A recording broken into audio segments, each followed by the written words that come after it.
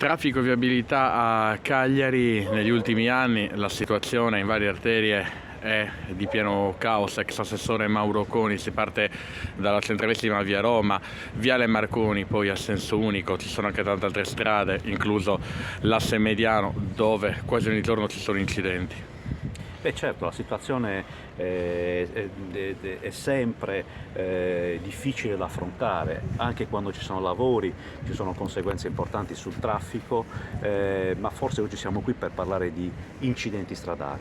Noi ci dimentichiamo che gli incidenti stradali sono uno dei motivi principali di diseconomie e di gravissimi lutti e gravissime perdite, e per poterle risolvere occorre intervenire. Intervenire significa fare lavori, e fare lavori significa condizionare il traffico. A Cagliari stanno ancora tenendo gli interventi in via Cadello, interventi poi di sicurezza sull'asse mediano, Questo solo è un annunci tema. sinora.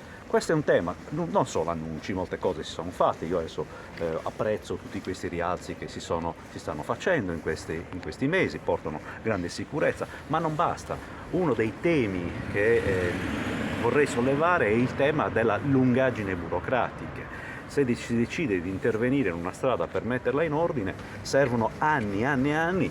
Prendiamo l'esempio della 554. Nel 2008 è stato fatto un grandissimo progetto per intervenire e ancora oggi il cantiere non parte.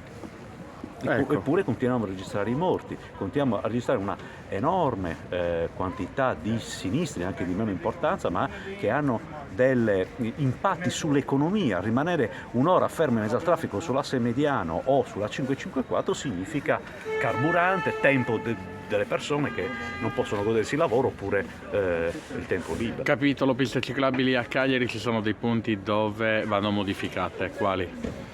Punti da vedere, ci pensano gli ingegneri del comune a deciderle, a stabilirlo. Tutto si può fare sempre meglio, e ricordiamo però anche un'altra cosa: le città, ma soprattutto le città come Cagliari, le città storiche, sono state progettate negli anni 60, 70 e 80 solo per le macchine, e introdurre invece tutte le forme di mobilità che hanno la stessa dignità diventa difficilissimo. Occorre sottrarre spazi alle macchine, questo è assolutamente necessario. Questo porta anche sicurezza e ordine, e bisogna avere un po' il coraggio di farlo. Guardate un po' come sta cambiando e come sta evolvendo. Non è vero che non succedano cose. Però c'è qualcosa che si può cambiare a Cagliari? Lei è ex assessore, che cosa? Io farei ad esempio politiche tariffarie. Una delle cose che bisogna che con a basso costo si può fare è incrementare il costo della sosta, perché oggi è conveniente arrivare a Cagliari e parcheggiare spendendo pochissimi euro. Questo fa sì che non vengano utilizzati i mezzi di trasporto pubblico per arrivare in città, e la città ancora soffre 180.000 veicoli che arrivano a Cagliari in maniera cadenzata tutti i giorni dagli stessi settori. Quindi e perché? Perché costa poco la sosta. Se lei oggi fosse ancora assessore ai trasporti del comune di Cagliari, dove interverrebbe 2 o 3 punti della città, parliamo di strade ma anche di ciclabili? Le zone sono tantissime, non è un punto solo.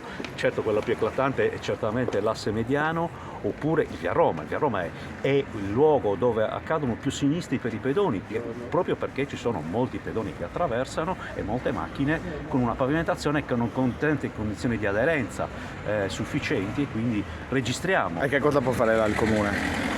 Il comune può fare tanto, regolamentare, sta facendo, ha fatto, farà tanto, mettendo ordine ad esempio anche l'ultimo progetto che è stato proposto dall'architetto Boveri. Stringe le carreggiate, aumenta gli spazi pedonali, gli attraversamenti saranno più corti, e quindi un incremento della sicurezza.